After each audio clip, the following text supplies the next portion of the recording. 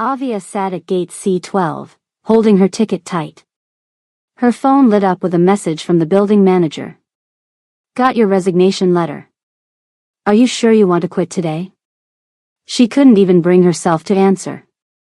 Just an hour ago, she'd left a handwritten letter on her boss's desk. A letter telling him she'd never been in a serious relationship before. That she'd been waiting for someone special who made her feel safe. That if he cared for her too, she was offering him her heart, her first real love, as her Christmas gift. Then she'd packed her things and left, hoping to disappear. He won't see it until tomorrow, she told herself. By then I'll be far away. But she was mistaken. At that very moment, in his beautiful penthouse overlooking Chicago, Sean-woo Dako was reading her letter. And he wasn't a man who let important things slip away. Hello dear viewers. I'm going to pause for just a moment. I spend many hours creating these stories for you, and I'm so pleased you've stayed with me this far. If you're enjoying Avia and Seon-woo's story, please do click the like button and subscribe to my channel. I'd also love to know where you're watching from. Just leave a comment below and join our little community of story lovers. Now, let's continue. To understand how Avia came to write such a heartfelt letter, we need to go back almost a year earlier, when she first stepped into Seon-woo's world. Avia woke up at 5:45 on a cold February morning. Her alarm clock buzzed beside her bed in her small South Side apartment. The old radiator made clanking noises against the wall. Outside, the Chicago winter was still dark. She made herself a cup of instant coffee and checked her phone. There was a message from her mother down in Atlanta. Thinking of you today, sweetheart. God bless your new job. Avia smiled and sent back a heart. Then she counted out $300 from her drawer, money for her mother's rent. Since her stepfather had left, Avia had been helping out every month. That's just how life was. You worked hard. You helped family. You carried on. She dressed in simple, practical clothes. Nothing fancy for a cleaning job. Her roommate Keisha appeared in the hallway, still in her pajamas. Another day cleaning for rich folks? Keisha asked with a yawn. New place today, Avia replied. A penthouse on Michigan Avenue. Fancy. Is the owner handsome? Avia shook her head. I haven't even met him. The building manager hired me. All these beautiful homes you clean, and you haven't been on a single date all year, Keisha said, shaking her head. Avia simply smiled. The bills don't pay themselves. There's more to life than paying bills, honey. Avia just grabbed her coat and headed out the door. The train ride from her neighborhood to the Magnificent Mile took almost an hour. Avia watched through the window as the city changed around her. First came the familiar streets, the small grocery stores, the churches, the brick apartment buildings where people knew each other's names. Then, gradually, the buildings grew taller. The streets got cleaner. The people wore expensive coats instead of warm layers. By the time she stepped off the train, it felt like she'd traveled to another country. Michigan Avenue stretched before her with its grand stores and tall glass buildings. Even in February, decorative lights twinkled in the trees. Avia felt out of place here. But she had a job waiting, and she'd always been good at her work. The building was more elegant than she'd expected. A friendly doorman greeted her.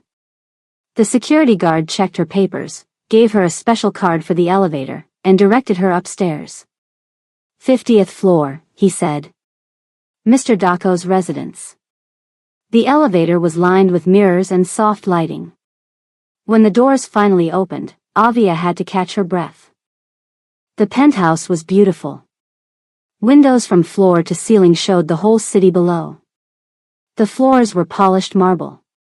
Lovely paintings hung on the walls. The furniture looked like it belonged in a magazine. But the place felt lonely. Everything was perfect, yes, but there were no family photos. No books left open. No signs that someone truly lived here with their heart. It reminded Avia of a museum. Beautiful but untouched. She began her cleaning routine carefully. Dusting the shelves. Polishing the tables. Making sure everything stayed in its proper place. While cleaning the desk near the window, she noticed a framed photograph. It showed a handsome Asian man in a dark suit, shaking hands with several other men. They stood in front of a restaurant sign that read, Harbor and Hickory, that expensive place by the river she'd passed but never entered. The man had a strong face. Serious eyes. Perfect posture. But one of the other men in the photo looked familiar. Avia had seen his face on the evening news. Something about business activities that weren't entirely legal. She placed the frame back exactly where she'd found it. Not my business, she reminded herself. I'm just here to clean. In an office building nearby, Sean-woo Dako sat watching the security cameras from his penthouse. He should have been reviewing contracts. Taking phone calls. Preparing for his evening meeting. Instead, he found himself watching the new housekeeper move through his home. There was something different about how she worked. Careful. Respectful. As if the space mattered to her. She didn't rush. She placed his crystal glass on a coaster even though no one was there to see. And she hummed softly while she worked, an old song that reminded him of something warm and genuine. Sean-woo watched her longer than he should have. He'd had many housekeepers over the years. They came, they cleaned, they left. He barely noticed them. But this one. He finally made himself turn off the screen. Don't get distracted, he told himself. It never ends well. That evening, back in her apartment, Avia lay on her bed thinking about her day. Keisha popped her head through the doorway. So? How was the fancy house? Beautiful, Avia said. But strange. Like nobody really lives there, you know? Did you meet the owner? No. Just saw his things. Nice things? Avia thought about the elegant suits in the closet. The expensive watch on the nightstand. The serious man in the photograph. Yes, she answered quietly. Very nice. Maybe you'll meet him someday, Keisha said with a smile. Maybe he's wonderful. Avia just smiled. Good night, Keisha. But after her roommate left, Avia kept thinking about the penthouse. The stillness of it. The man who owned such a beautiful place but seemed to leave no trace of himself there. I wonder what kind of person he really is. The months passed by. Avia continued cleaning the penthouse twice a week. She sent money home to her mother. She paid her rent on time. Occasionally, she would see Sean-woo. Never for long. Just brief moments. He would come in as she was finishing. Always in a perfectly tailored suit. Always standing straight and tall. He would nod politely. Thank you, Ms. Langston. Those few words were all he ever said. But over time, Avia noticed things about him. He always paid her early, without being asked. When her mother was hospitalized in Atlanta, he sent a lovely bouquet with a simple note. Family comes first. Please take whatever time you need. He was always respectful. Never made her uncomfortable. Never stood too close or spoke too familiarly. And slowly, without quite meaning to, Avia began looking forward to the days she worked in his home. Not for the paycheck. But for those brief moments when she might see him. Christmas approached, and Michigan Avenue was transformed with lights and decorations. At night, Avia would lie awake, thinking thoughts she knew were foolish. What if I told him how I feel? She would shake her head at her own silliness. He's my employer. He's from a different world entirely. He would never. But the thought wouldn't leave her alone. It stayed with her through the days and nights. And 2 weeks later, on Christmas Eve, she would find herself placing a carefully written letter on his desk, the most honest words she had ever put on paper. Then she would hurry away, afraid to face what might come next. Si-in-woo stepped into his quiet penthouse on Christmas Eve. Snow dusted the shoulders of his dark coat as he shook off the cold. He was on the phone, speaking Korean about a building he wanted to buy, when something caught his eye. There on his glass desk sat a small box wrapped in silver paper with a red ribbon. Beside it lay a handwritten letter. He stopped mid-sentence. "I'll call you back," he said simply, and hung up without another word. The penthouse felt unusually still. Even the city lights beyond his windows seemed to hold their breath. Si-in-woo hung up his coat and walked slowly to the desk. He recognized the handwriting right away. Avia. His housekeeper. He opened the letter first, carefully unfolding the pages. As he read, his expression changed. Not quite a smile, Si-in-woo rarely smiled, but something softened around his eyes. Avia had written that she respected him, not just as her employer, but as a person. She said she'd watched him all these months and seen kindness in the way he treated her. She admitted something very personal, that she had never been with anyone before. She had made a promise to herself years ago to wait for someone who made her feel completely safe. And then came the part that made his heart beat faster. She confessed that working in his home, being near his things, catching those brief moments with him, it had made her feel things she never expected to feel. She wrote that if he felt anything for her too, she wanted her first real relationship to be with him. She wanted to give herself, heart, body, and soul, to someone who truly saw her. And if he didn't feel the same way, she would quietly disappear. No awkwardness. No expectations. He would never have to see her again. Si-in-woo read the letter twice. In his world, women had offered him many things. Some wanted his money. Others wanted his connections. A few simply wanted the thrill of being with someone powerful. But this was different. This wasn't about what he had. This was about who Avia thought he could be. And for a man who was used to people fearing or using him, this kind of honest trust was something entirely new. Si-in-woo walked to the window, letter still in hand, and gazed out at the snowy Chicago evening. His mind drifted back to where it all began. He had grown up in Busan, South Korea. Came to Chicago when he was 32. On paper, he was just a successful businessman. He owned hotels. Restaurants like Harbor and Hickory. Office buildings along the Magnificent Mile. But there was another side to his success. He was what some might call a fixer. When certain people back in Korea needed things handled in America, things that didn't appear in official contracts, they called Si-in-woo. Over the years, he'd built his legitimate businesses on top of these connections. Old favors. Old debts. Old loyalties that never quite went away.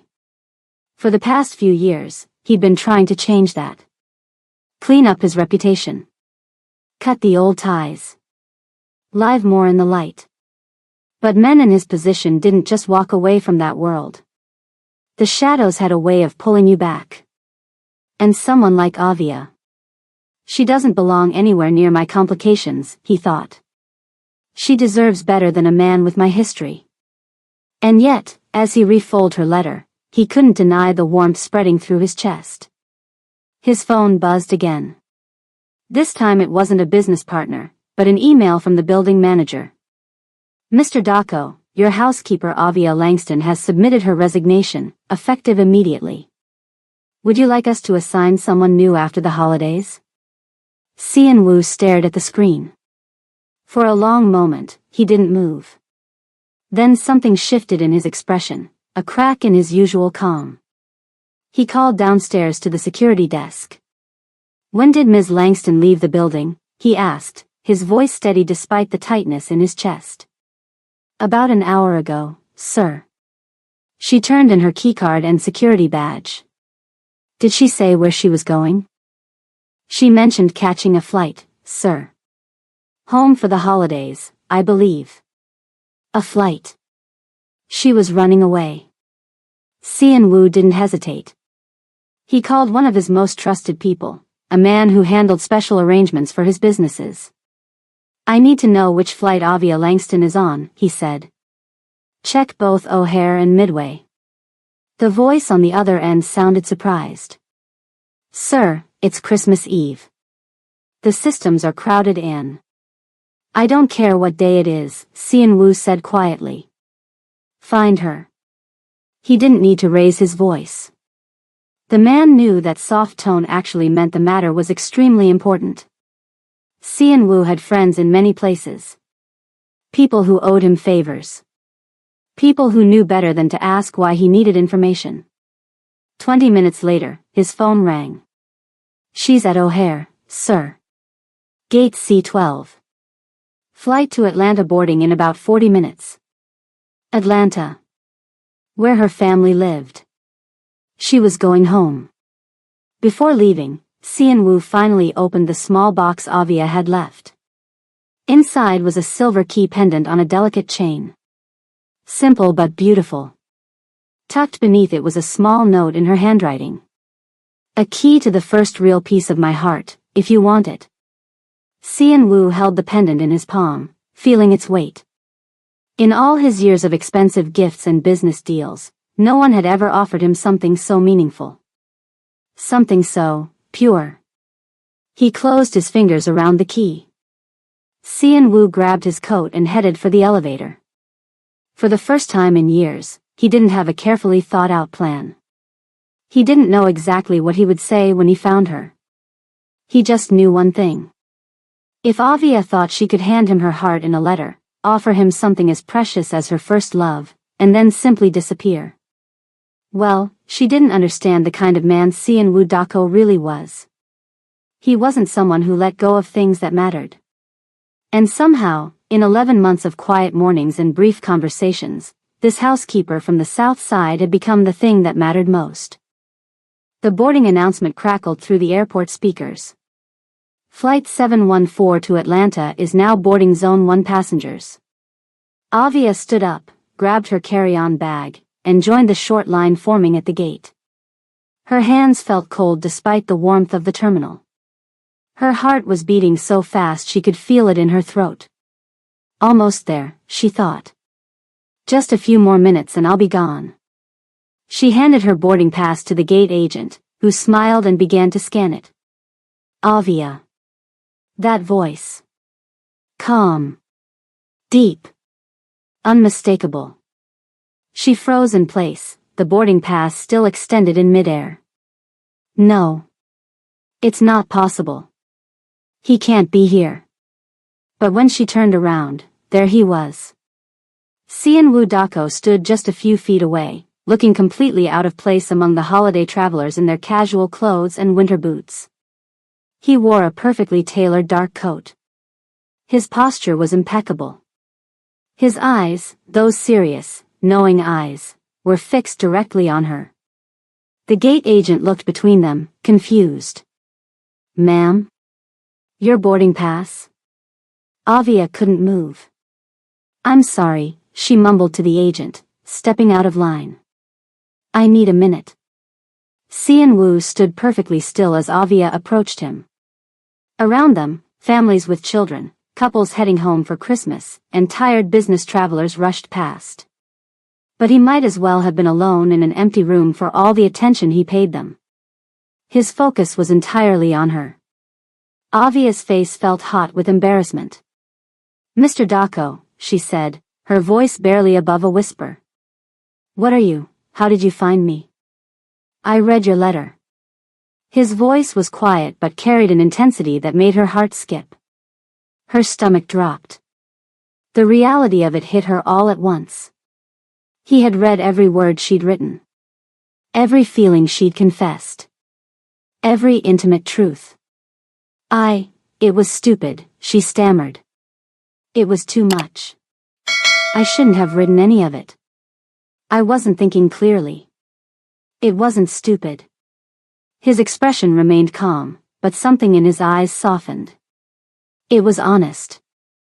Avia glanced back at the boarding gate. They were calling the next group now. She could still make her flight. She could still run. As if reading her thoughts, Xianwu said, "Please. Just talk with me for a moment." He led her to a quieter area near the windows, away from the bustle of the main terminal.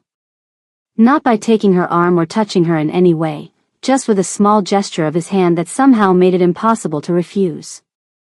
Avia followed, still in a state of disbelief. How had he found her? How had he known which flight she was taking? They stood near a row of empty seats. Outside the huge windows, snow was falling on the runway, the flakes illuminated by the airport lights. "Why did you quit without telling me?" he asked. His tone wasn't angry. Just genuinely puzzled. "Because." She struggled to find the right words. "Because I crossed a line. I'm your employee. You're my boss. What I wrote was completely inappropriate, Anne." "That's not why you're running," he interrupted gently. She looked up, meeting his eyes reluctantly. "You're running because you meant every word in that letter," he said. "And that scared you more than anything." Avia opened her mouth to argue, then closed it again. She couldn't deny it. "How did you even find me?" she asked instead, changing the subject. "I have connections at the airport." "Of course you do," she said quietly. A moment of tense silence passed between them. "I've seen things, Mr. Dako," Avia finally said, her voice low. "The photos on your desk. The men you meet with. I've heard some of those names on the news." She stopped, afraid she'd said too much. Xianwu didn't seem surprised by her observation. "You're not wrong to be cautious about my reputation," he acknowledged. "So it's true? You're involved in things?" She couldn't bring herself to say the words outright. He was quiet for a long moment, considering his response. "I've done business with people most landlords never meet," he finally said. "I've made decisions I'm not proud of. There are parts of my history that would make you want to run even faster than you already are." Avia wrapped her arms around herself, suddenly feeling cold despite the heated terminal. "But," he continued, his voice softening, "I've also been trying to leave that world behind. Slowly. Quietly. For years now." "Why?" she asked. Something changed in his expression, a brief glimpse of vulnerability that vanished almost as quickly as it appeared. "Someone like you is part of the reason I keep trying." Avia didn't ask him to explain. She wasn't sure she was ready for the answer. Over the loudspeaker, a voice announced the final boarding call for her flight. "That's my plane," she said, glancing back toward the gate. "I know." Xianwu's eyes never left her face. "I'm not telling you to stay, Avia. I'm asking for one night." She stared at him, confused. "One night?" "One dinner," he clarified. "Not at my penthouse. Not somewhere private. A public place, Harbor and Hickory. You keep your phone. You keep your wallet. You can leave anytime you want." Avia looked at him skeptically. "And after dinner? If you still want to leave Chicago, I won't stop you." He paused. "But I hope you'll at least hear me out before you decide to disappear." Every logical part of her brain was screaming no. This man was her employer. He was clearly involved in things she didn't fully understand.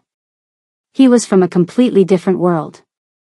But when she looked at his face, controlled as always, but with something almost hopeful in his eyes, she heard herself say, "Just dinner. That's it." The boarding gate closed behind them with a final announcement for Flight 714. They walked through the terminal side by side. Xianwu didn't try to touch her or guide her. He simply matched his pace to hers, giving her space even as they moved in the same direction. Avia felt strangely calm now that the decision had been made. The plane would leave without her. She would stay in Chicago, at least for tonight. "I need to call my mom," she said suddenly. "She's expecting me."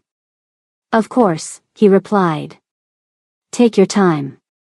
She stepped aside to make the call, watching as Xianwu maintained a respectful distance. Her mother answered on the third ring. Baby, where are you? Did you board yet? No, Mama, Avia said, keeping her voice steady. There's been a change of plans. I'm not coming tonight. What? Why not? It's Christmas Eve. I know. I'm sorry. Something important came up. Her mother was quiet for a moment. Does this have something to do with that job of yours? Avia glanced over at Xianwu, who was looking out the window at the falling snow. Yes, she admitted. But I'm fine. I'll explain everything later. After promising to call on Christmas Day, Avia ended the call and rejoined Xianwu. Everything okay? He asked. She's disappointed. But she understands. That wasn't entirely true. Her mother didn't understand at all. How could she? Avia barely understood herself. As they passed a row of seats near the windows, Avia noticed a man in a gray hoodie quickly lowering his phone. He pretended to scroll through something, but she could have sworn the camera had been pointed in their direction just a moment before. Xianwu didn't seem to notice. Or if he did, he gave no indication. My car is waiting outside, he said as they approached the exit. Unless you prefer we take a taxi. Your car is fine, she replied. The automatic doors opened, and the cold Chicago air hit them. Snow was falling steadily now, coating the sidewalk with a fresh layer of white. Avia shivered, pulling her coat tighter. Here, Xianwu said, unwrapping the scarf from his own neck and offering it to her. I'm okay, she said automatically. Please. It's very cold. After a moment's hesitation, she accepted the scarf. It was soft cashmere, and it still held the warmth from his body. A sleek black car pulled up to the curb. The driver stepped out and opened the rear door without a word. After you, Xianwu said. Avia paused at the edge of a decision. She could still change her mind. She could still walk away, find a hotel, figure things out tomorrow. But as the snow fell around them and the city lights glittered in the distance, she found herself sliding into the back seat of Xianwu's car. He joined her, keeping a respectful distance on the leather seat. Harbor and Hickory, he told the driver. As the car pulled away from the curb, Avia looked back at the airport. Neither of them noticed the man in the gray hoodie watching from just inside the terminal doors. He held his phone to his ear, speaking quietly. Yes, it's definitely him. Xianwu Dako. He just left with some woman. Black woman. Young. Pretty. I've never seen her before. He listened for a moment. No, he didn't see me. Want me to follow them? Another pause. Understood. I'll send you the photos now. He lowered the phone and began tapping on the screen, sending images of Xianwu and Avia walking through the terminal, talking by the window, and getting into the black car. In a city like Chicago, nothing stayed secret for long. And there were certain people who made it their business to know exactly who Xianwu Dako cared about, and exactly how to use that information against him. As the car merged onto the highway, Avia stared out at the snow-covered city. Second thoughts? Xianwu asked quietly. She turned to look at him. In the dim light of the car, his features seemed softer somehow. Less intimidating. About 100 of them, she admitted.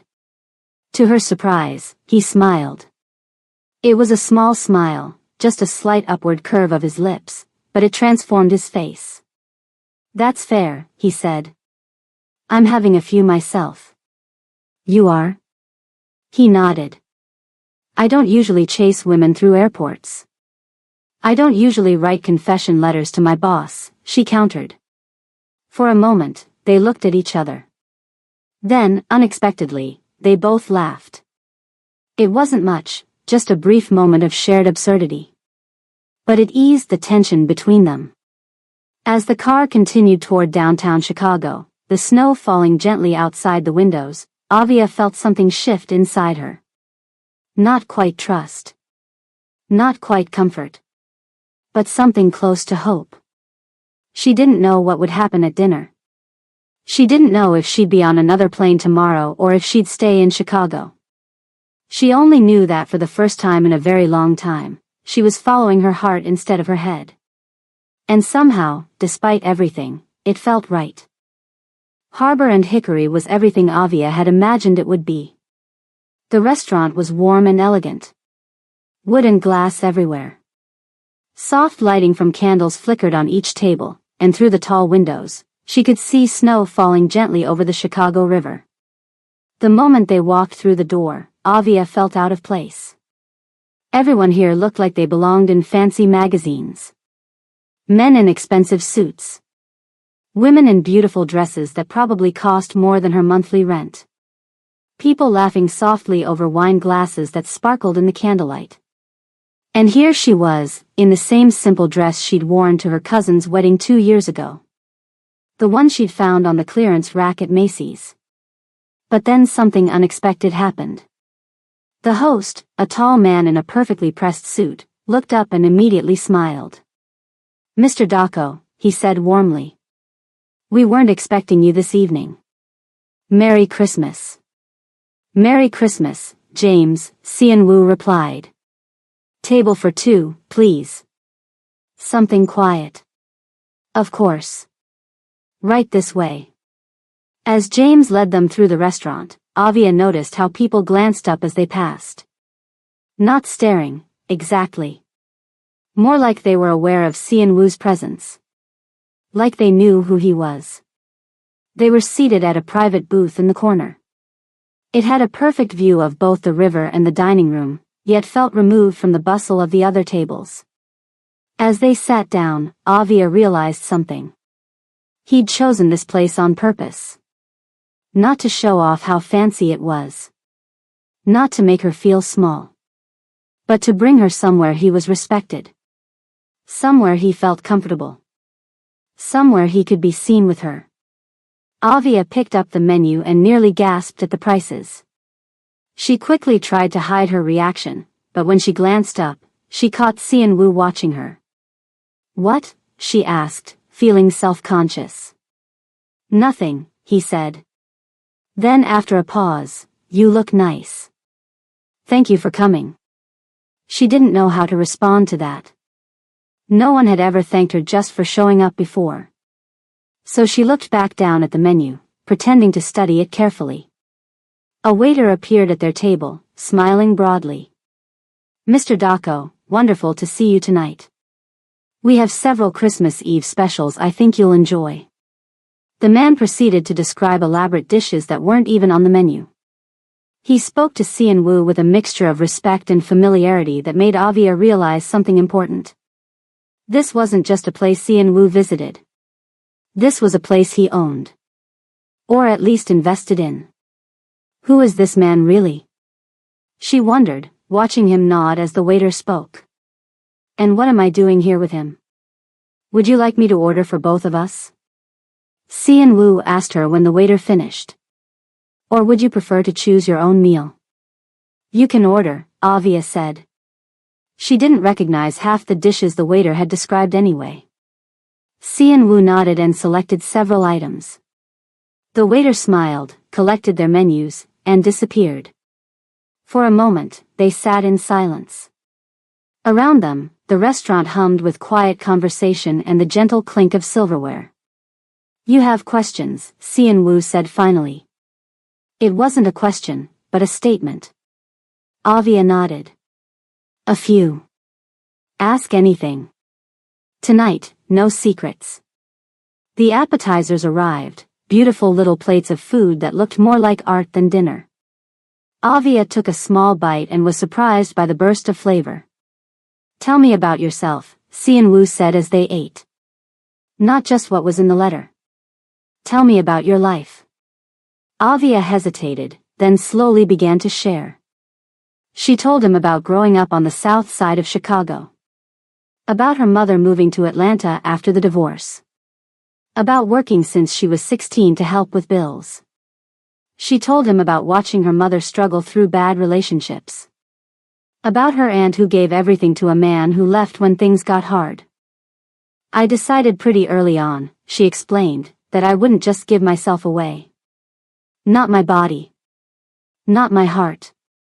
Not until I found someone who made me feel completely safe. Someone who actually saw me for who I am. Wu listened without interrupting. He didn't check his phone or look around the restaurant. He simply focused on her words, making her feel like everything she said mattered to him. When she finished, he was quiet for a moment. Nobody has ever told me no, the way you have, he finally said. Not in a way that made me respect them more. Avia looked at him, confused. What do you mean? Most people in my life want something from me. Money. Connections. Power. They say yes to everything I offer because they want what I can give them. He took a sip of his water. You turned down my world. You were willing to leave rather than compromise what matters to you. The main course arrived, a perfectly cooked fish for Avia and something with beef for Wu. The waiter poured wine in Wu's glass but seemed to notice Avia's hesitation and silently brought her a sparkling water instead.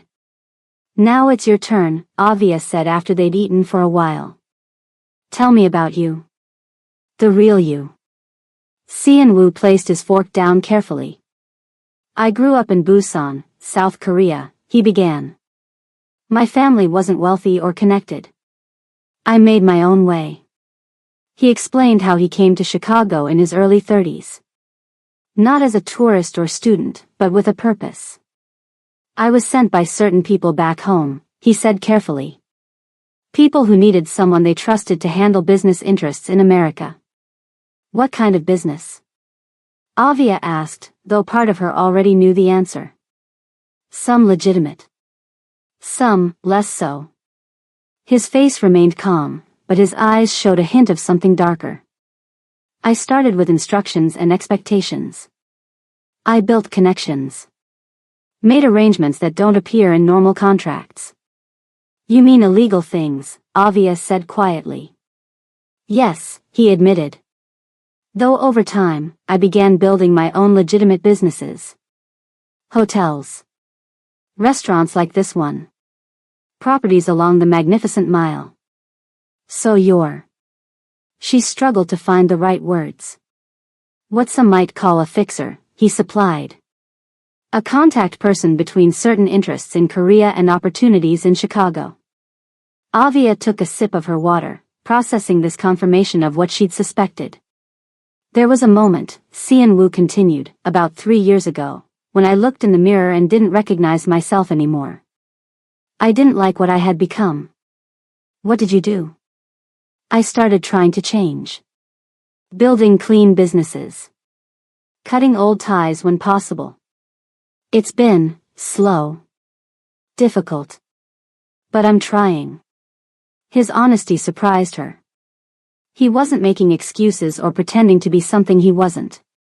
He was simply telling her the truth, even the parts that didn't make him look good. There was one night, he said suddenly, one moment that really changed how I thought about you. Avia waited for him to continue, curious. But Wu just shook his head. Another time. Not tonight. After dessert, a shared plate of something chocolate that melted in Avia's mouth, she finally asked the question that had been on her mind all evening. What do you actually want from me, Wu? He set down his coffee cup and looked directly at her. I want time, he said simply. I want to know who we are together without lies between us. And if I decide I can't handle your world, the things you've been involved with, then I let you go. His voice was gentle but firm. I won't pressure you into anything, Avia. If you ever choose to be with me, really be with me, it has to be your choice. Not because you feel trapped or obligated. He leaned forward slightly. I won't pretend to be something I'm not. But I'm also not the same man I was 5 years ago. Or even 1 year ago. For the first time since she'd heard his voice at the airport, Avia felt her shoulders relax. She was still nervous. Still uncertain about what all this meant. But somehow, she felt less afraid. Would you like to walk for a bit? Xian Wu asked as they finished their coffee. The river walk is beautiful with the Christmas lights. Avia nodded. I'd like that. He paid the bill without looking at it, just handed over a card that the waiter accepted with a small bow. Outside, the snow was falling in large, soft flakes. The air was cold but not bitter. Christmas lights twinkled along the river, reflecting off the dark water in shimmering patterns of red, green, and gold. They walked side by side along the river walk. Xian Wu positioned himself on the street side without making a show of it, a small, old-fashioned gesture of protection that Avia found unexpectedly touching. They didn't hold hands. Didn't touch at all. But somehow, they seemed to fall into step naturally, as if they'd walked together many times before. Thank you for dinner, Avia said as they paused to watch a boat decorated with Christmas lights passing slowly on the river. Thank you for not getting on that plane, he replied. For a little while, it almost felt normal. Peaceful. Just a man and a woman walking through the snowy city on Christmas Eve. Not a Korean businessman with shadowy connections and a black housekeeper from the south side who'd offered him her heart in a letter. Just two people finding something unexpected in each other. But 3 miles away, in a dimly lit bar in Koreatown, a very different scene was unfolding. A man in a gray hoodie, the same man from the airport, was showing his phone to 3 well-dressed Korean men seated in a private booth. On the screen was a slightly blurry video. Xian Wu and Avia walking through the airport terminal. Getting into his car. Another photo of them entering Harbor and Hickory. He cancelled a meeting with us because of her, one of the men said in Korean. Who is she? Just some woman who works in his building, the man with the phone replied. A housekeeper or something. The oldest man at the table studied the images, his expression thoughtful. Xian Wu Dako doesn't change his plans for housekeepers, he said quietly. This woman matters to him. He took a sip of his drink, still looking at the photo of Xian Wu and Avia. And that makes her very interesting to us. The men nodded in agreement, a silent understanding passing between them. For years, they had been waiting for Xian Wu Dako to show a weakness. Something they could use to bring him back in line.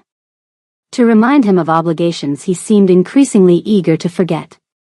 And now, it seemed, they had found exactly what they needed. Avia pressed her back against a storefront window, her heart pounding so hard she could feel it in her throat. She'd just left one of Xian Wu's buildings after dropping off some paperwork for him. It was supposed to be a quick errand, just deliver the folder to his office manager and head home. But as she stepped outside onto Michigan Avenue, she saw something that made her freeze. Across the street, in front of the entrance to one of Xian Wu's hotels, 2 groups of men were arguing. Not the kind of polite disagreement you might see between businessmen. This was something else entirely. Voices raised. Hands gesturing sharply. Then one man shoved another. Before Avia could process what was happening, a sharp crack split the air. The large window beside the hotel entrance splintered, though it didn't completely shatter. Avia ducked instinctively, pressing herself against the nearby storefront. In the distance, police sirens began to wail. The men scattered quickly, disappearing into cars or down side streets. As they dispersed, Avia heard one of them shout something that made her blood run cold. Xian Wu's name. This wasn't some random argument. This was about him. If you've made it to the end of this story, I need you to do something right now. Hit that subscribe button before you close this video. Why? Because thousands of people who thought they'd subscribe later never did, and missed the story I posted yesterday that's even more shocking than this one. Don't be that person who misses out. Subscribe now and turn on notifications. Now, let's continue. To understand how Avia ended up in this frightening situation, we need to go back to what happened after that Christmas Eve dinner at Harbor and Hickory. The 3 weeks following Christmas had been the strangest, most wonderful time of Avia's life. After that night, she didn't go back to cleaning Sian-woo's penthouse. But she didn't leave Chicago either. She came back to him. Not as his housekeeper. Not officially as his girlfriend either. Something in between. Something they were still figuring out together.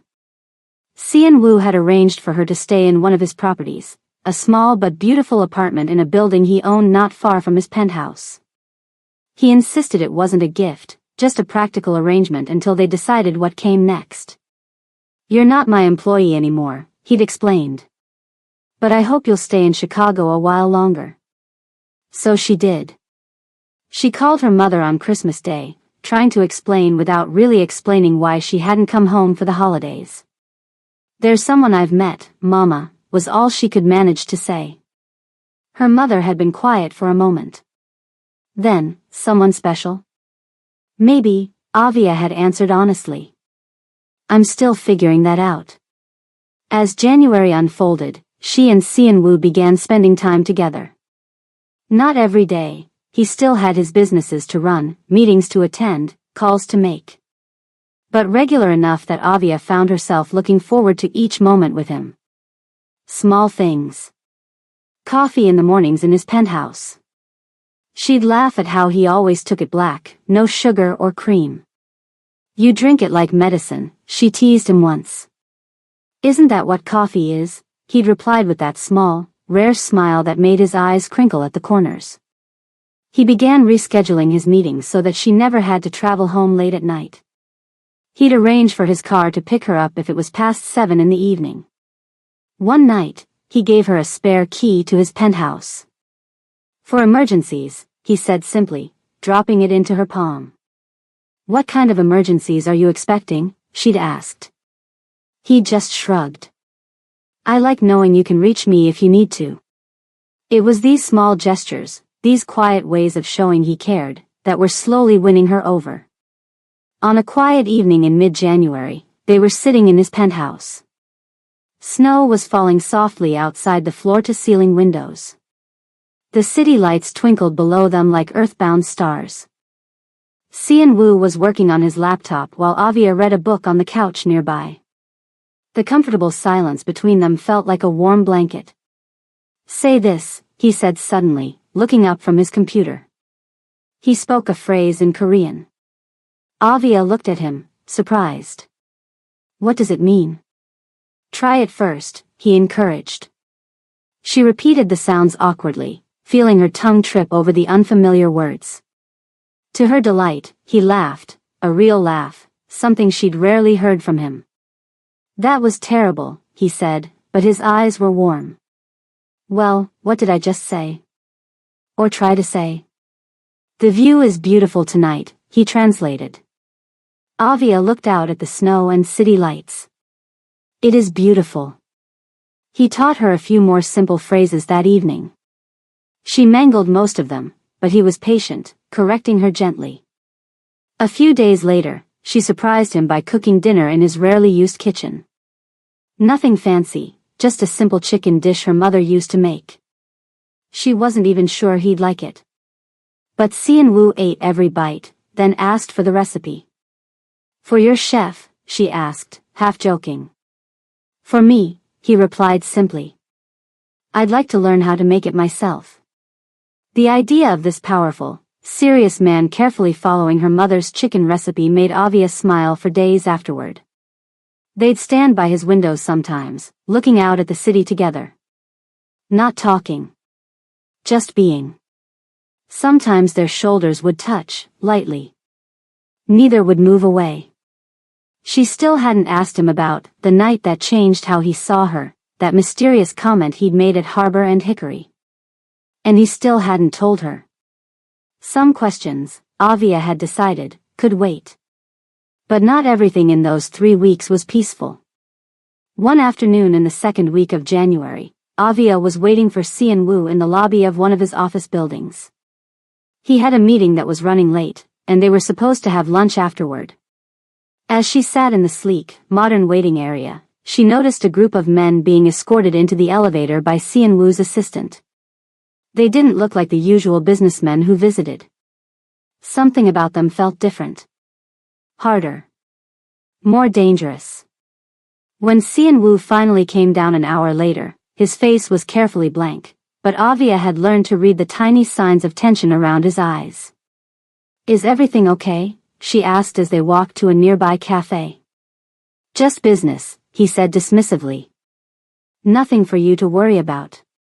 But she did worry. Then came the day that confirmed her concerns. Avia had stopped by one of Xianwu's buildings to drop off some documents he'd accidentally left at his penthouse that morning. As she was walking past a conference room with the door slightly ajar, she overheard voices. One of them was Xianwu's. She didn't mean to eavesdrop, but something in the tone of the conversation made her pause. "You've changed, Xianwu," a man was saying in accented English. "You're distracted. Too focused on these legitimate ventures."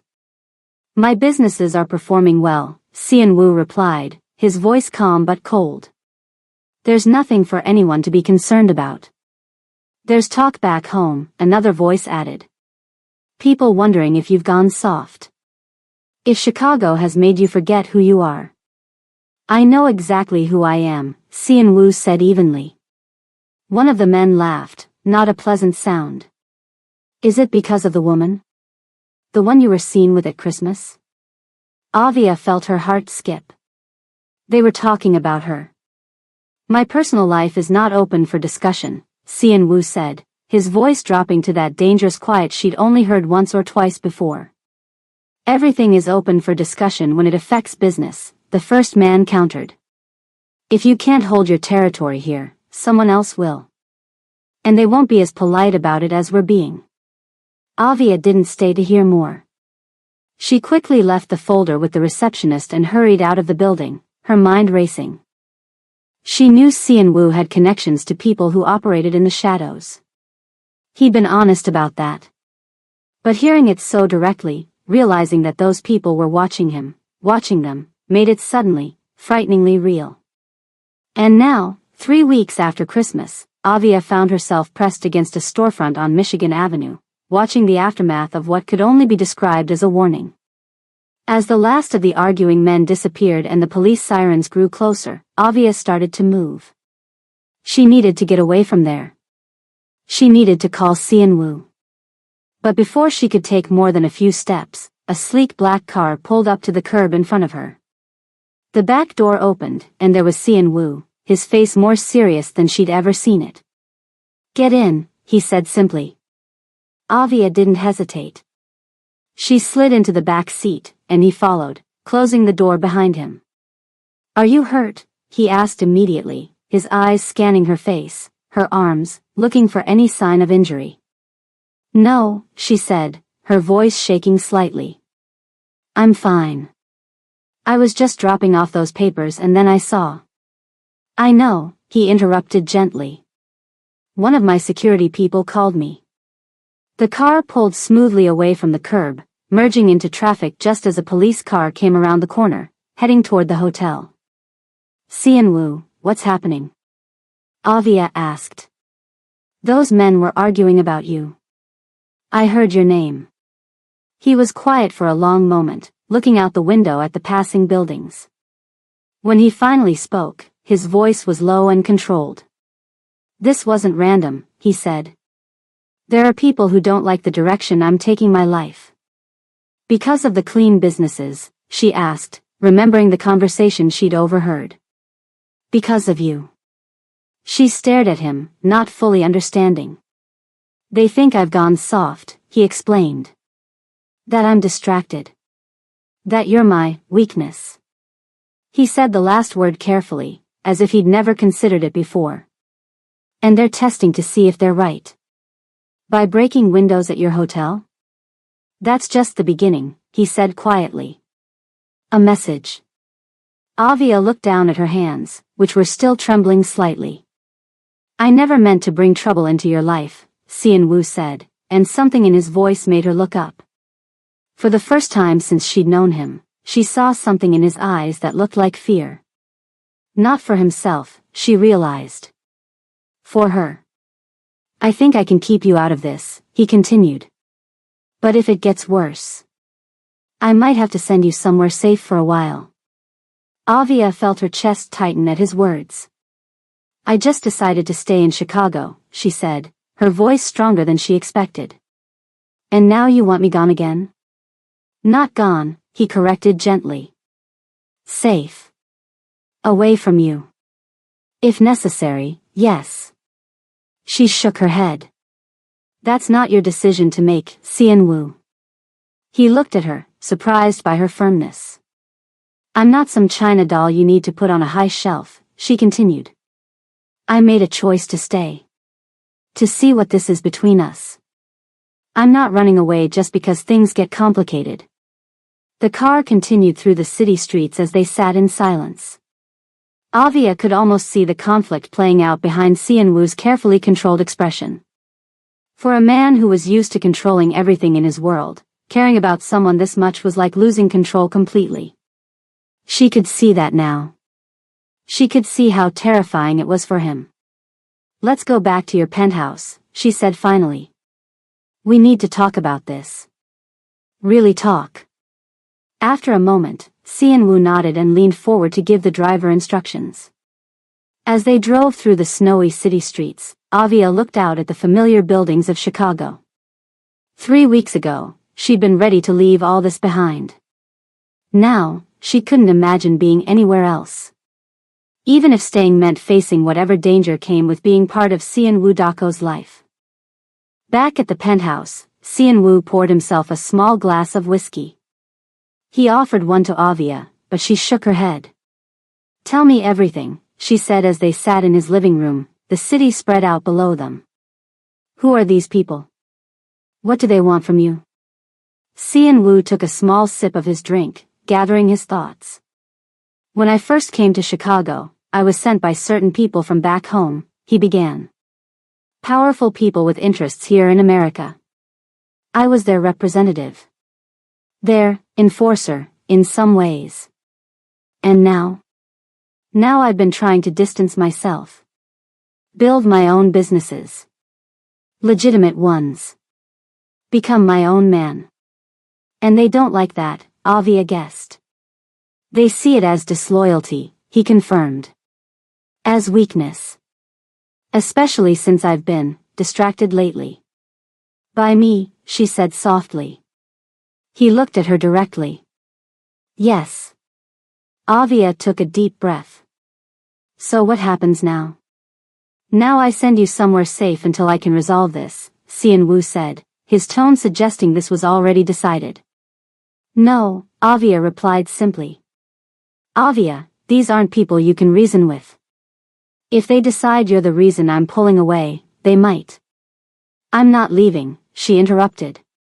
That's not how this works, Xianwu. Then how does it work? He asked, a hint of frustration breaking through his usual calm. We face it together, she said. You don't get to just ship me off somewhere because it's convenient. It's not about convenience, he said, setting down his glass. It's about keeping you safe. And what about you? Who keeps you safe? The question seemed to surprise him. He had no immediate answer. Avia moved to sit beside him on the couch, close enough that their shoulders touched. You told me at Harbor and Hickory that if I ever chose to be with you, really be with you, it had to be my choice, she reminded him. Not because I felt trapped or obligated. He nodded slowly. Well, this is me choosing, she said. Eyes wide open. I'm not running away just because things get hard. Xianwu looked at her for a long moment, his expression unreadable. You don't know what you're choosing, he said finally. These people. Then help me understand, she said. Don't push me away. Help me understand your world so I can be part of it. The sun was beginning to set outside, casting long shadows across the penthouse. The city lights were coming on, one by one, like stars appearing in the evening sky. Xianwu stood and walked to the window, his back to Avia. There's something I haven't told you, he said after a long silence. About when I first noticed you. Really noticed you. Avia remembered his comment from Harbor and Hickory. You said there was a night that changed how you saw me. He nodded, still looking out at the city. It was about 6 months ago, he began. I was having a difficult week. Some business deals had gone wrong. People were making demands I didn't want to meet. He turned to face her. I came home late. Past midnight. You were still here, cleaning. You shouldn't have been, your shift ended at 8. Avia remembered that night. The penthouse was a mess, she recalled. You'd had some kind of meeting here.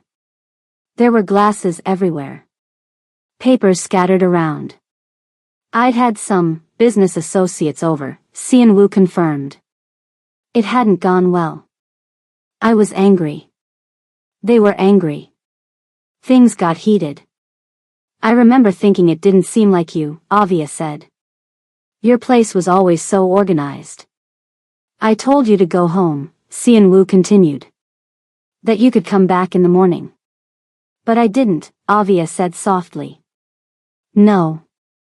You said, and I'll never forget this, you said, everyone deserves to come home to a clean, peaceful space. Especially after a bad day. Avia smiled slightly. That's what my mama always said. You stayed another hour, Xianwu said. You cleaned everything. Put it all back in order. And when you left, you didn't ask questions. You didn't look scared or judgmental. You just said, good night, Mr. Dako. Tomorrow will be better. He came back to the couch and sat beside her again. That's when I knew you were different, he said quietly. You saw the chaos.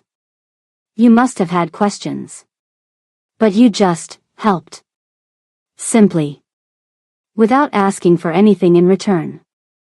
Avia felt a warmth spreading through her chest at his words.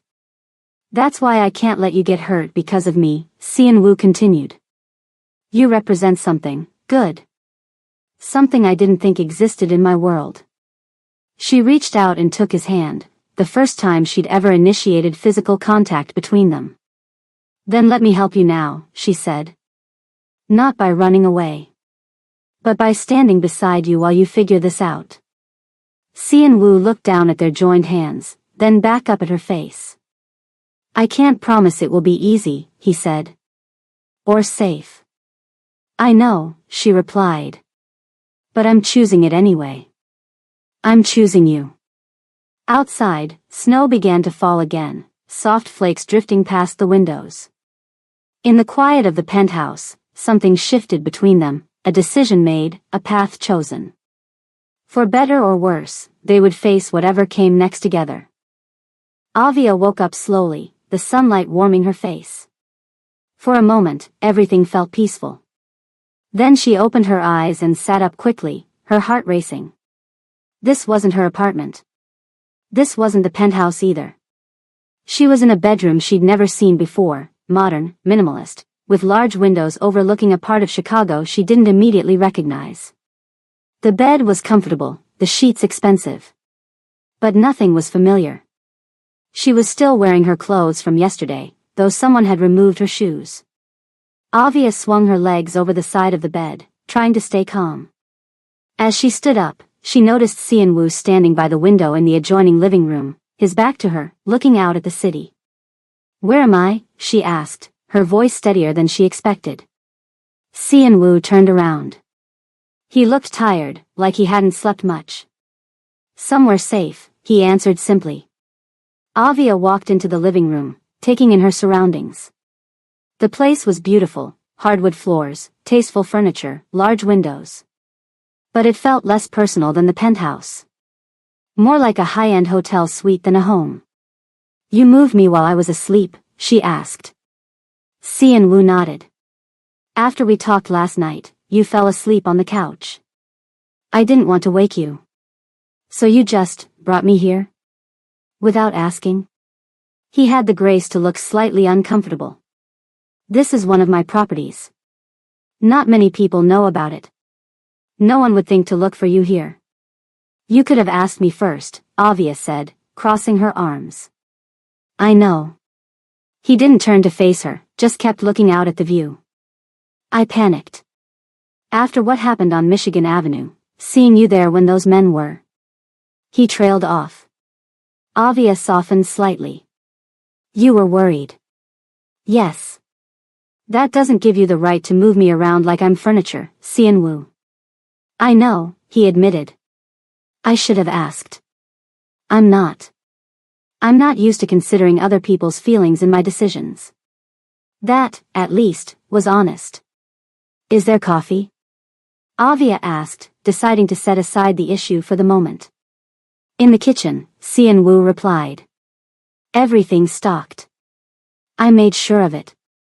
Of course he did. Xianwu Dako didn't do anything halfway. After a cup of coffee and some toast, Avia felt more human. She sat on the couch in the living room, tucking her feet under her. Xianwu sat in an armchair across from her, his posture perfect as always. I think it's time you told me everything, Avia said quietly. No more pieces. The whole truth. Xianwu was silent for a long moment. Then he nodded. I grew up in Busan, he began. My family wasn't rich, but we weren't poor either. My father worked for a shipping company. My mother was a teacher. Very normal. He spoke carefully, choosing each word. When I was in university, my father lost his job. The economy was bad. We struggled. I took odd jobs, anything to help pay the bills. Avia listened without interrupting, watching his face. There was a man who owned several businesses in our neighborhood. He noticed me, said I was hardworking, respectful. He offered me a job. Better money than I'd ever made before. What kind of job? Avia asked when he paused. At first, just running errands. Delivering messages. Then collecting payments from his business partners. Xianwu's expression didn't change, but something in his eyes darkened. I knew it wasn't entirely legal. But I told myself it was just temporary. Just until things got better at home. He stood up and walked back to the window. It wasn't temporary. I was good at it. I could be persuasive without being threatening. People liked dealing with me more than with some of his other employees. I moved up quickly. In a syndicate, Avia said softly. Not a question. Yes. Xianwu didn't deny it. By the time I was 30, I had my own territory in Busan.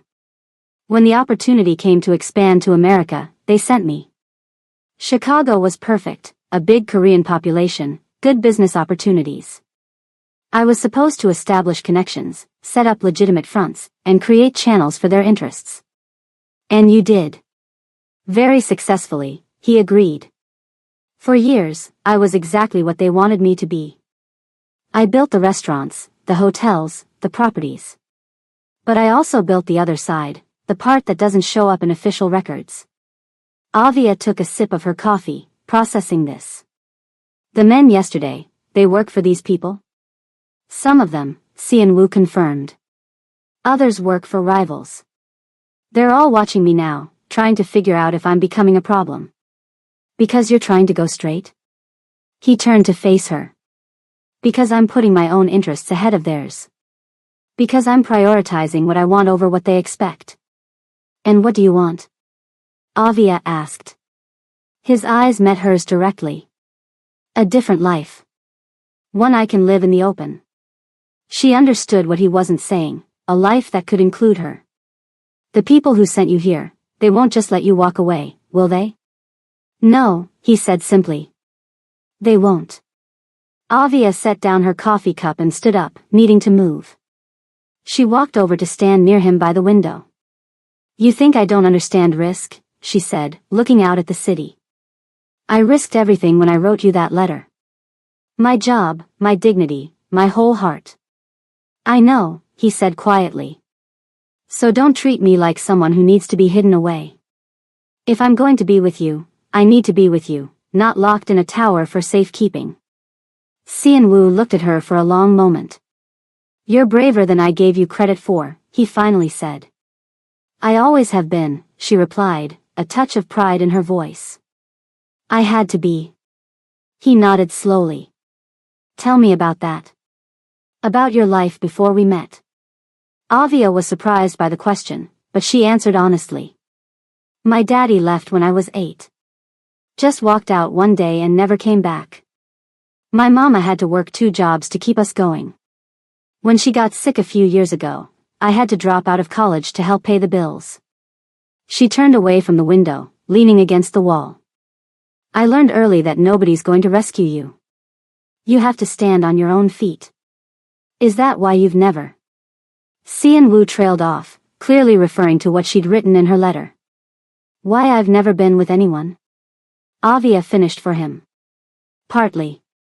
I saw too many women giving themselves to men who didn't value them. My aunt nearly destroyed herself loving a man who treated her like she was disposable. I promised myself I'd never do that. So you've been waiting. For the right person. For someone who would see me, really see me. Not just what I could give them.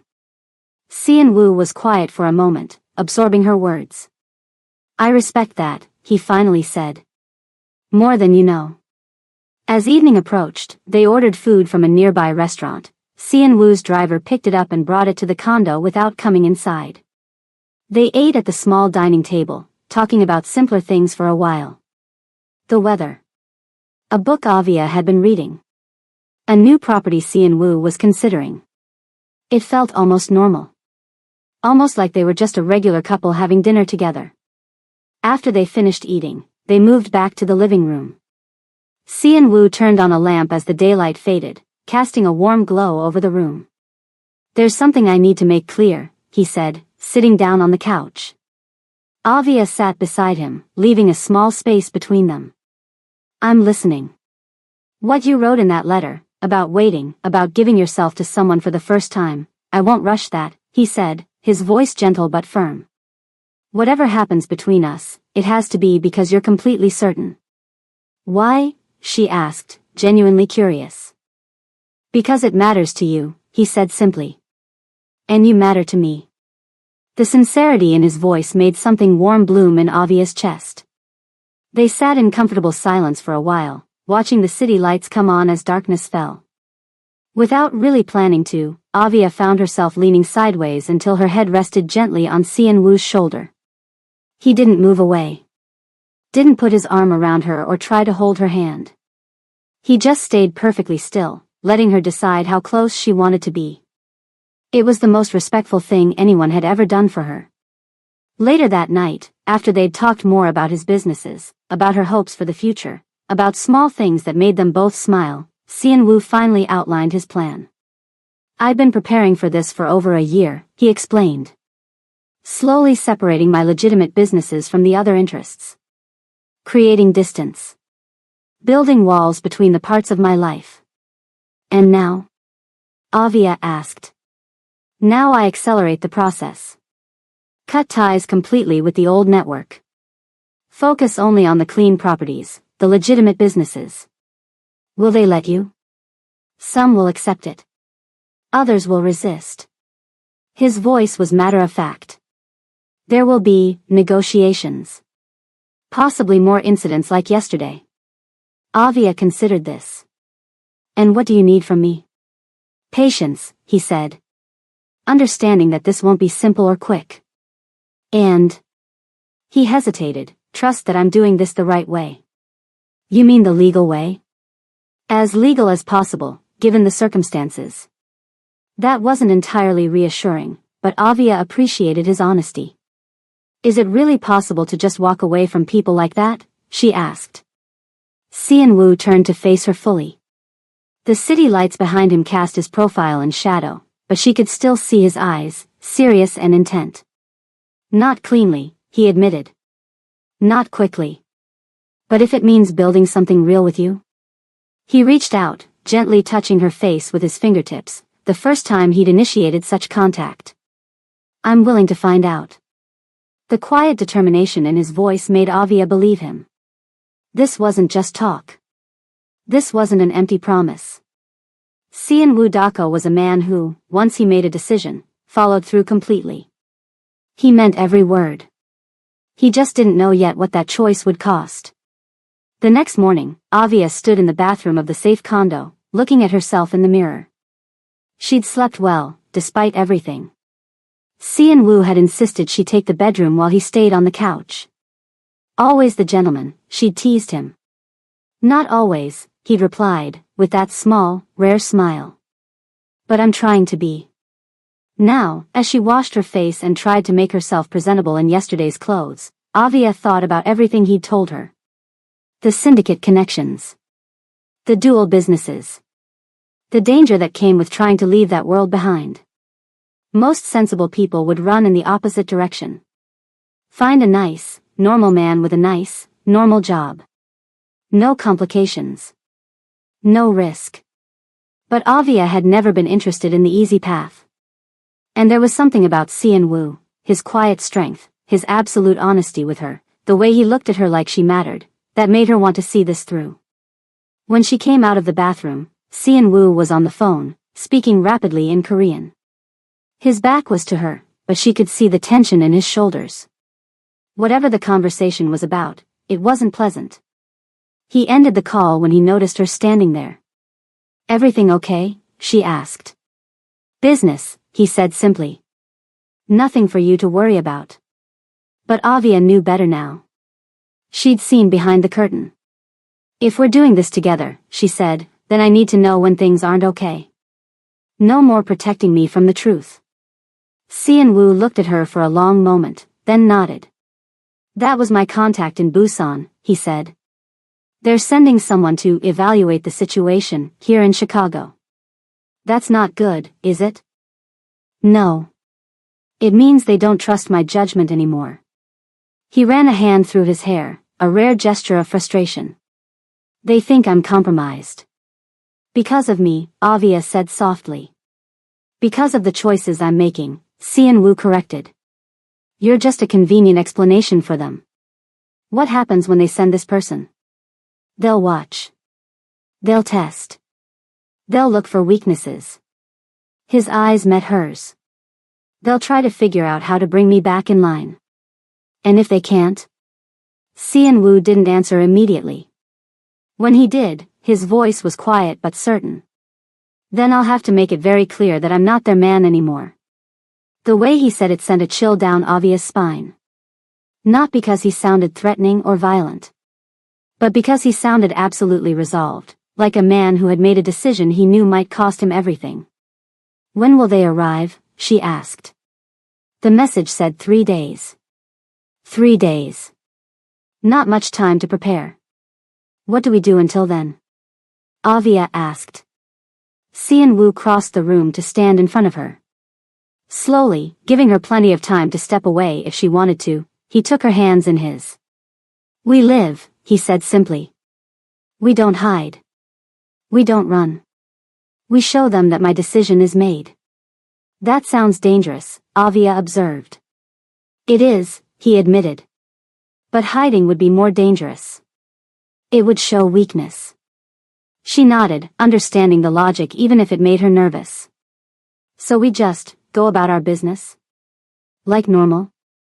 "With some precautions," Sean-woo clarified. "You'll have security with you when I'm not there. My most trusted people.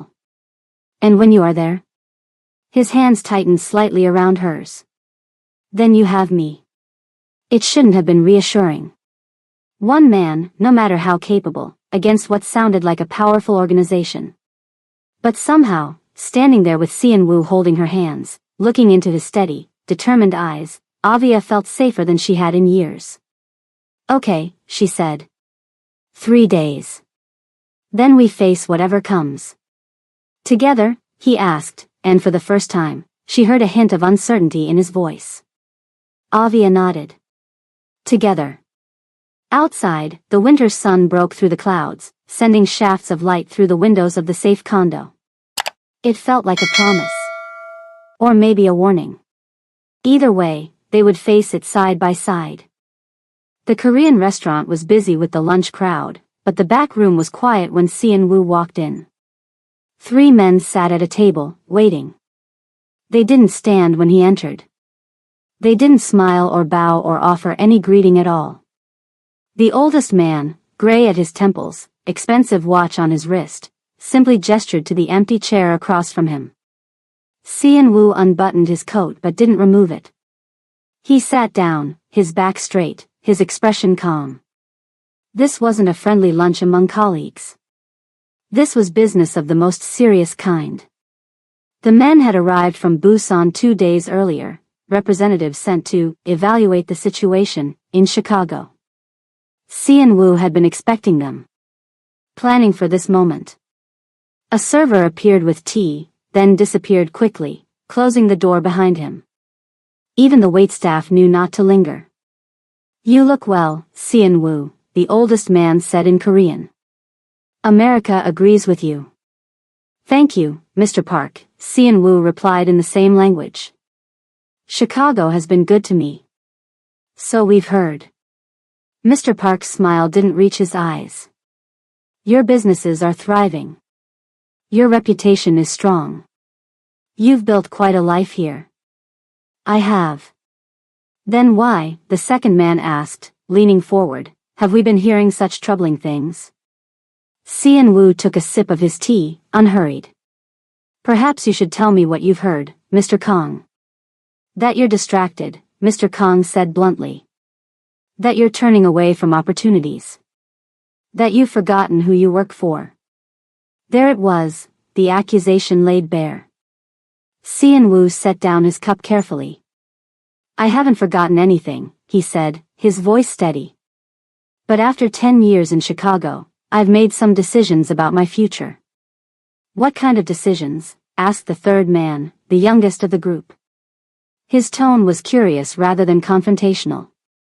Xian Wu looked each man in the eyes before speaking. When he did, his words were simple and direct. "I'm stepping back from all non-legitimate activity. I'm willing to sell my stake in certain operations, take my money, and walk away." For a moment, there was complete silence in the room.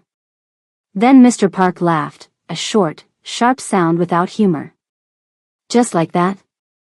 After all these years?" "Yes." The 3 men exchanged glances. Mr. Kang's face darkened.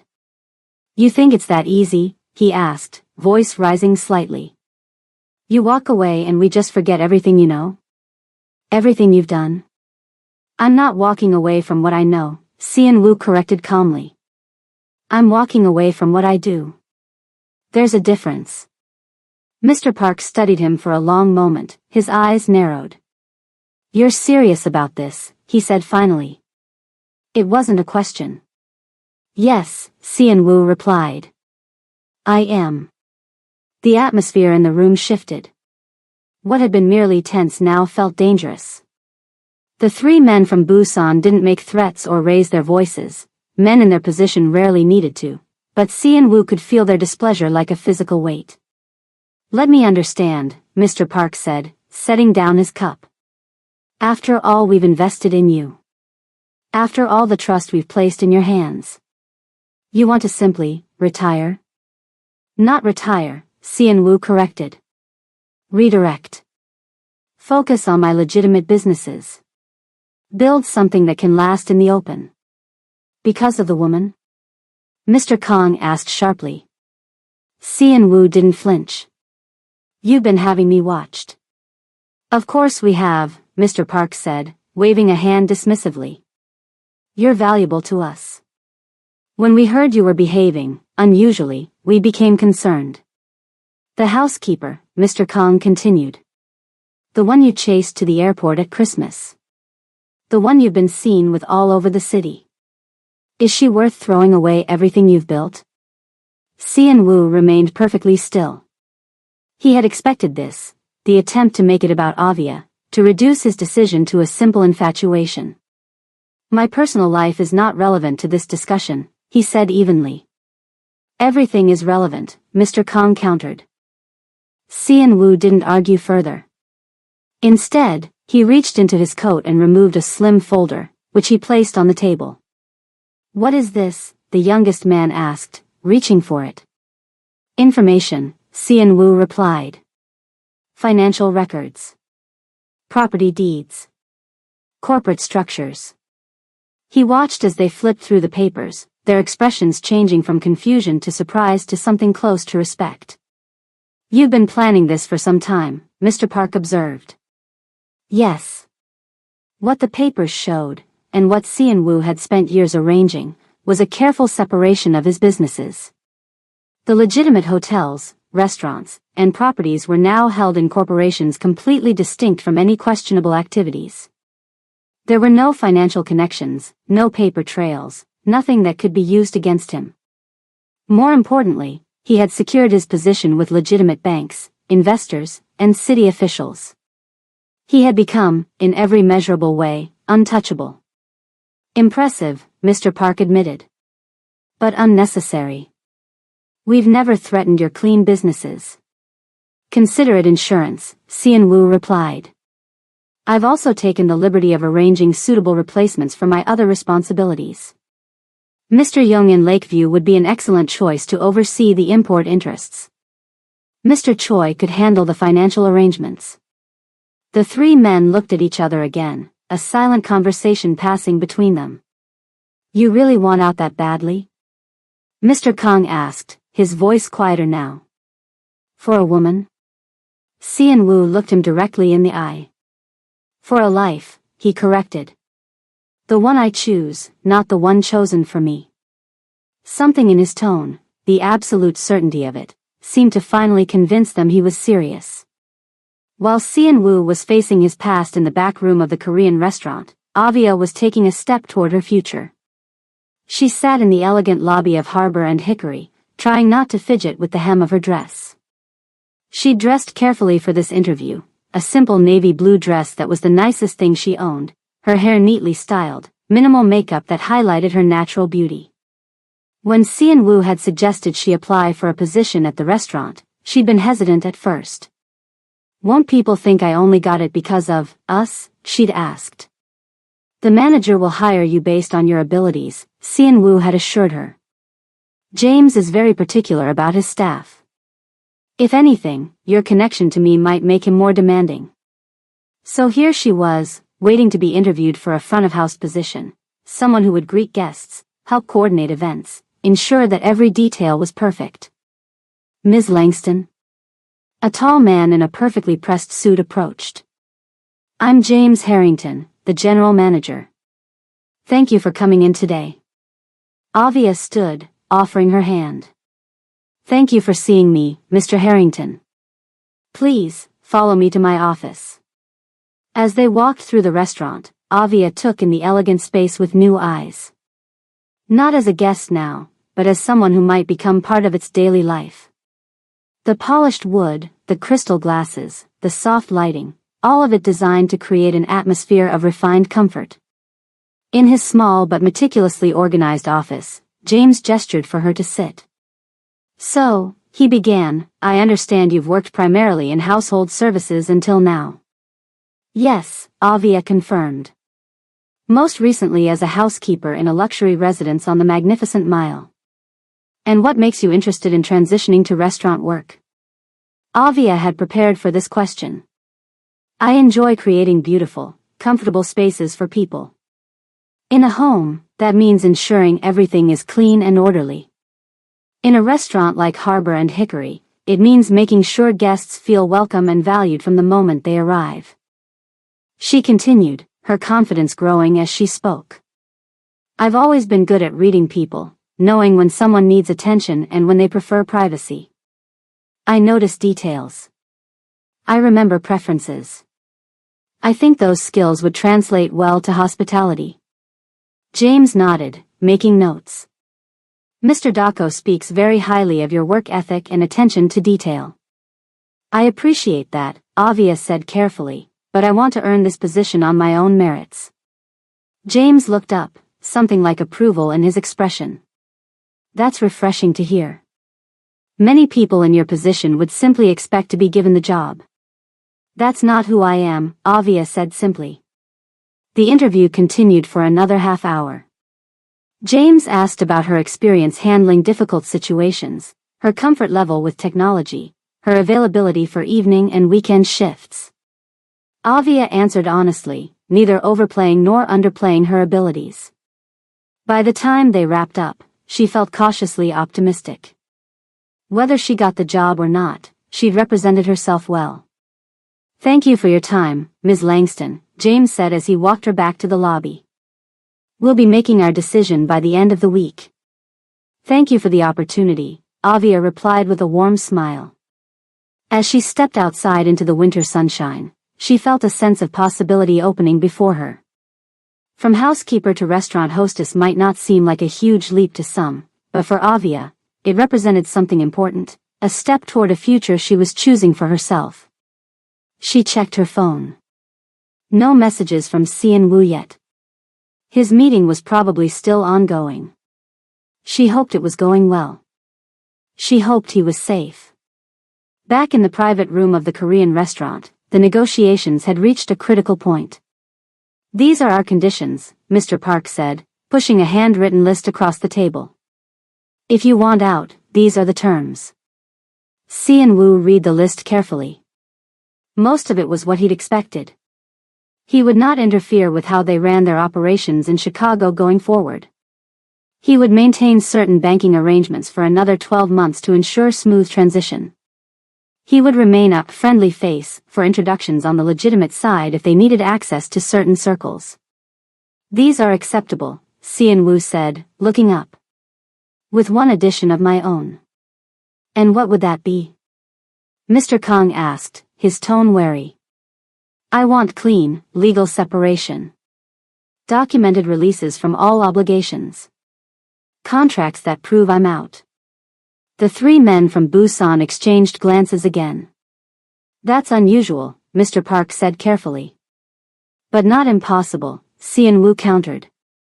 "You have lawyers. I have lawyers.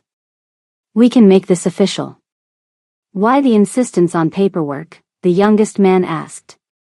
"Our word has always been enough before." "Times change," Cian Wu said simply. "People change. I want to be certain there are no misunderstandings in the future." What he didn't say, what he didn't need to say, was that he wanted protection. Insurance against any future attempts to pull him back in. Documentation that would make it very difficult for them to claim he still had obligations to fulfill. Mr. Park studied him for a long moment, then nodded slowly. "Very well. We can arrange the paperwork. But understand this, Cian Wu, once you're out, you're out. If you ever need our help again." "I won't," Cian Wu said with quiet certainty. There was a moment of silence, heavy with the weight of years of history between them. Then Mr. Park extended his hand across the table. "It's been an honor working with you," he said formally. "You've served us well." Cian Wu shook his hand, then Mr. Kang's, then the youngest man's. "Thank you for understanding my decision," he replied, equally formal. As he stood to leave, Mr. Park added one last comment. "I hope she's worth it." Cian Wu paused at the door, then turned back.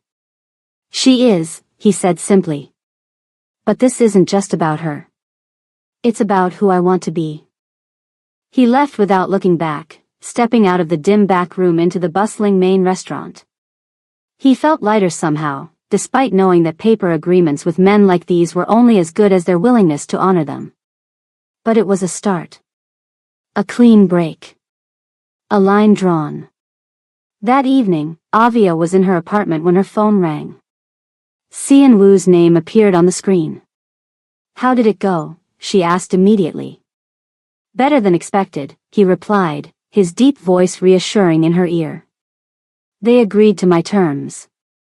There will be paperwork, transitions to manage, but it's done."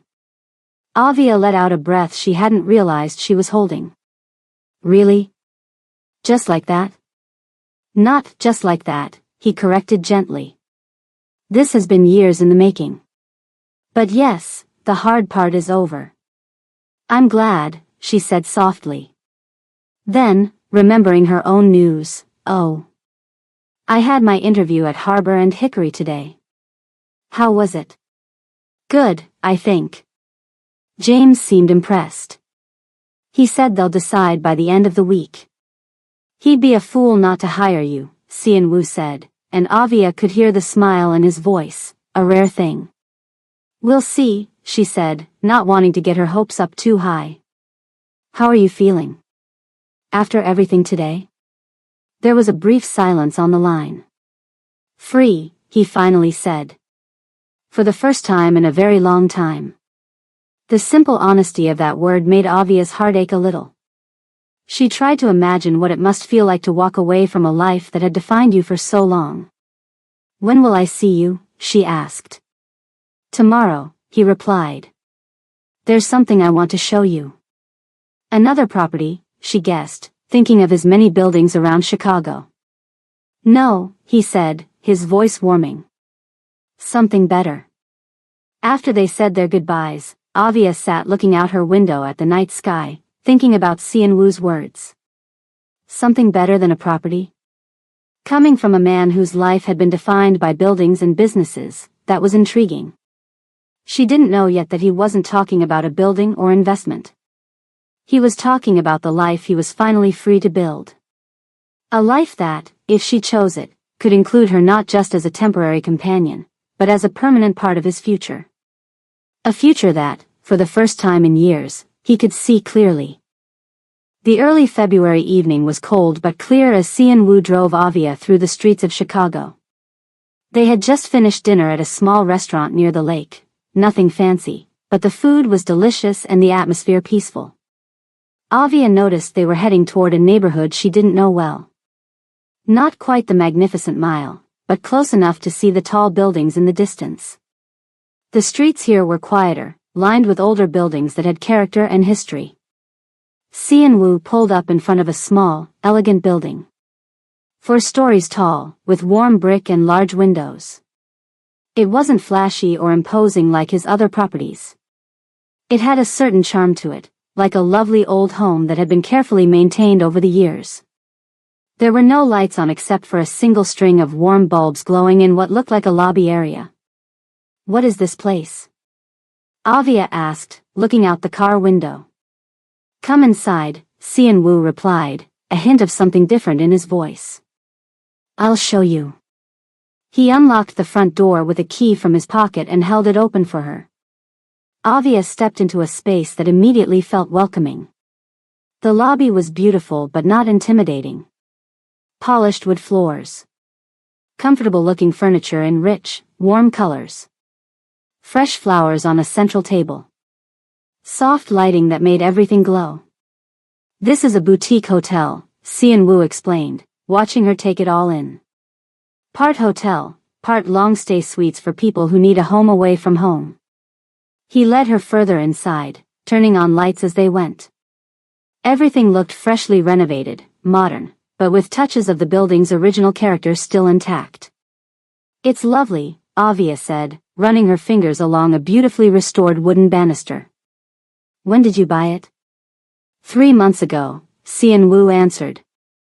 The renovation just finished last week. He guided her through the ground floor, showing her the small dining area, a cozy library with bookshelves, a garden courtyard that would be beautiful in spring. This is fully mine, he said as they walked. No partners. No old money. No strings. The way he emphasized those last words made Avia understand their significance. This building had nothing to do with his past. It was completely clean. Completely his. What do you think of the colors? He asked, gesturing to the warm cream and soft blue walls. The furniture? The lighting? Avia was surprised by his questions. You're asking for my opinion? Yes, he said simply. I value it. She looked around more carefully, seeing the space with new eyes. I think it's perfect, she said honestly. It feels peaceful. Not like a typical hotel where everything is fancy but cold. This feels like somewhere people would want to stay. Xianwu nodded, pleased by her answer. That's exactly what I wanted. I've stayed in too many places that looked impressive but felt empty. He led her toward a small elevator at the back of the lobby. I want this place to feel welcoming. Warm. Like someone actually cares about the people who stay here. Avia looked at him, really looked at him. That doesn't sound like the man I met 11 months ago. A small smile touched his lips. I know. The elevator took them to the roof, where Xianwu had created something special. A glass-enclosed garden room occupied part of the space, filled with comfortable seating and plants. The rest was an open terrace with heat lamps keeping the winter chill at bay. From here, they could see the Chicago skyline stretching before them. The city lights twinkled against the dark sky. A few buildings still had Christmas lights glowing, even though it was now February. This is beautiful, Avia said, turning slowly to take in the 360-degree view. I thought you might like it, Xianwu replied. There was something in his voice, a slight tension, maybe nervousness, that made Avia turn to look at him. Xianwu was never nervous. He stood near the edge of the terrace, the city lights behind him. He reached into his pocket and pulled something out, holding it in his closed hand. Do you remember what you gave me at Christmas? He asked. Avia nodded. The key pendant. He opened his hand to reveal it, the small silver key lying in his palm, catching the light from the nearby lamps. You wrote that you were giving me the first key to your heart, he said, his voice softer than usual. I didn't know what to do with that at first. I didn't think I deserved it. Avia felt her heart begin to beat faster. There was something happening here, something important. And now? She asked quietly. Now I know that a key isn't just about access, he said. It's about responsibility. Taking care of what matters. Protecting what's precious. He took a step closer to her. I've spent my life building things, Avia. Properties. Businesses. Power. But never a real home. Never a real life. Xianwu reached into his pocket again. This time, he pulled out a small velvet box. Avia's breath caught. He didn't get down on one knee, that wouldn't have been like him. Instead, he stood before her, honest and direct as always. I'm out of the old world now, he said. I've cleaned up my name as much as I can. I'm building something real, these properties, this life. He opened the box. Inside was a ring. Not flashy or overly large, but beautiful in its simplicity. A single diamond set in platinum, with small sapphires on either side. If you still mean what you wrote in that letter, he continued, his eyes never leaving hers, if you still want your first everything to be with me, not just physically, but in every part of life, then I'm asking you to be my wife. Avia felt tears gathering in her eyes. This moment seemed impossible just a few months ago. When she'd written that letter at Christmas, when she'd run to the airport, she never imagined standing here now. Xianwu, she whispered, her voice catching. You don't have to answer now, he said quickly. I know this is. Yes, Avia interrupted. He paused, his usual composure slipping for just a moment. Yes? Yes, she repeated, more firmly this time. I'll marry you. For a long moment, they simply looked at each other. Then Xianwu carefully took the ring from its box and slipped it onto her finger. A perfect fit. How did you know my size? Avia asked, looking down at the ring glittering on her hand. A small smile tugged at his lips. I noticed details. It's what I do. Of course he did. Xianwu Dako noticed everything. They stood together on the rooftop, the city spread out around them like a blanket of stars. Avia felt a strange sense of peace wash over her. She thought about the scared girl at O'Hare who wanted to run away from her own feelings. She thought about the woman at Harbor and Hickory who began to hope that something real might be possible. And now she was here, standing beside this complicated, honorable man who had just offered her a future she never imagined. Xianwu gently drew her into his arms. It wasn't their first embrace, but it felt different somehow. More certain. More permanent. They held each other on that balcony, city lights twinkling below them. No passionate declarations. No dramatic gestures. Just two people who had found something unexpected in each other. Something worth building a life around. I never thought I'd have this, Xianwu said quietly, his chin resting lightly on the top of her head. Someone who knows all of me, the good and the bad, and chooses to stay anyway. That goes both ways, Avia replied. I never thought I'd find someone who truly sees me. Not just what I can give or do, but who I really am. They stayed like that for a while longer, savoring the moment.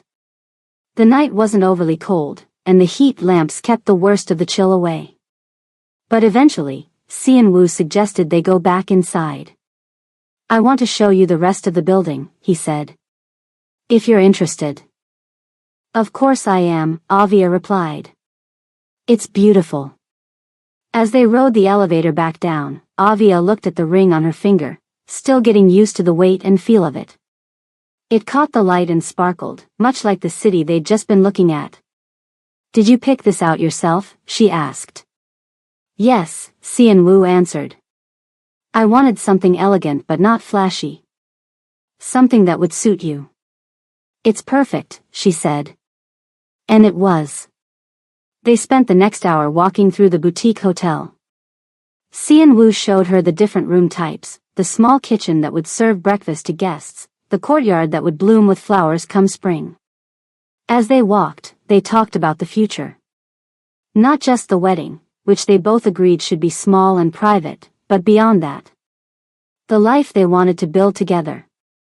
I got the job at Harbor and Hickory, Avia told him as they explored one of the suite rooms. James called this afternoon. I start next week. Congratulations, Xianwu said, genuine pleasure in his voice. You earned that on your own merits. I know, she said with a smile. He made that very clear. Said my connection to you might have gotten me the interview, but my skills got me the job. James is a good judge of character. They moved through to a beautiful corner suite with windows looking out in two directions. What about this place? Avia asked, gesturing around them. When will it open? 1 month, Xianwu replied. Just in time for the spring business travel season. You'll need a good staff, Avia observed. People who understand your vision for it. Yes. He looked at her thoughtfully. Perhaps, eventually, you might consider being involved here too. Not right away. I want you to enjoy your position at Harbor and Hickory. But someday, if you're interested. The idea of working alongside Xianwu, helping to create the warm, welcoming atmosphere he envisioned for this place, appealed to Avia more than she expected. I'd like that, she said. Someday.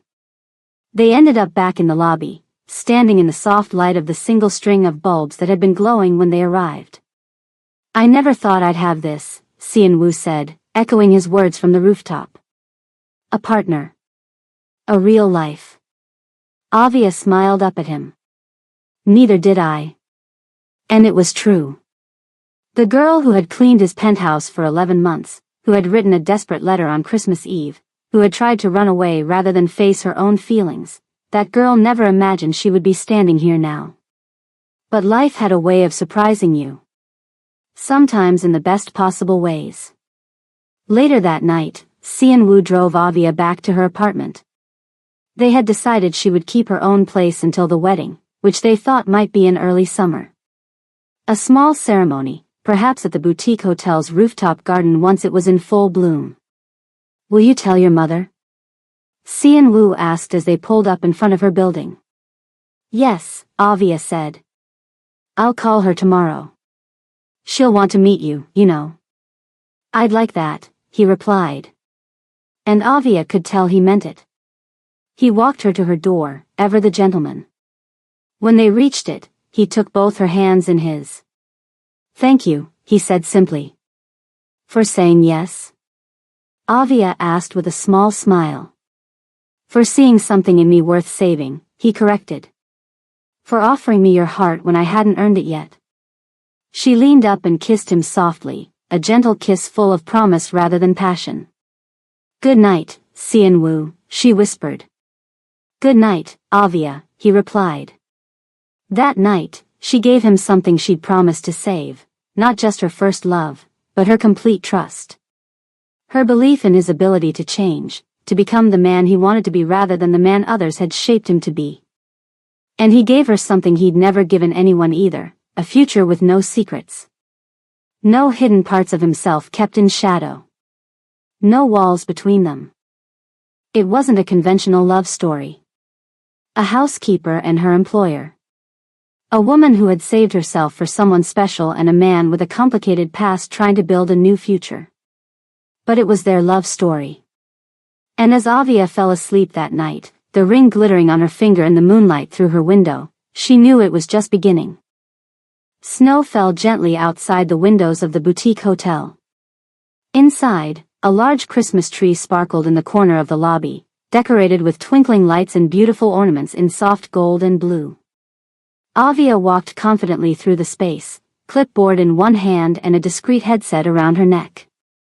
Her simple but elegant dress complemented the hotel's warm atmosphere. Good morning, Mrs. Dacco, the young man at the front desk called. Good morning, Michael, she replied with a warm smile. How are our guests this morning? Very happy, mostly. Though the Hendersons in room 14 had some confusion about their reservation. As if on cue, an older couple approached the desk, looking slightly frustrated. Mrs. Henderson, Mr. Henderson, Avia greeted them, recognizing them immediately. Michael mentioned there might be some confusion with your room. We specifically requested a corner suite, Mrs. Henderson explained. But we've been placed in a standard room. Avia checked her clipboard, then smiled apologetically. I see the mistake. You're absolutely right. She turned to Michael. Could you please prepare the Pine Corner suite? I believe it's available. Of course, Michael replied, already typing on his computer.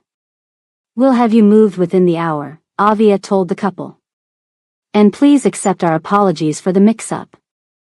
Would you enjoy complimentary breakfast while you wait? Our chef made the most wonderful apple pastries this morning. The Hendersons' expressions softened. That would be lovely, thank you. As Avia guided them toward the small dining area, she noticed Xianwu watching from the doorway of his office. He didn't interrupt or try to take over.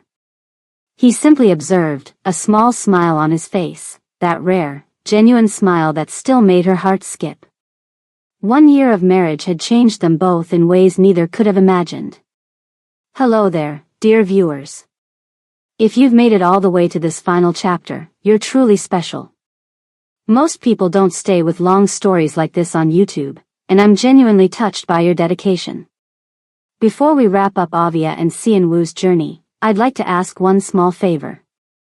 Please hit that like button, subscribe to my channel, and let me know in the comments where you're watching from. Now, let's finish this beautiful story together. Their morning routine had become Avia's favorite part of the day. She would wake first, around 6:30, and start the coffee. Their apartment, a spacious 3-bedroom on the top floor of the boutique hotel, was filled with soft morning light as the sun rose over Lake Michigan. Xianwu would join her 15 minutes later, always perfectly dressed even at that early hour.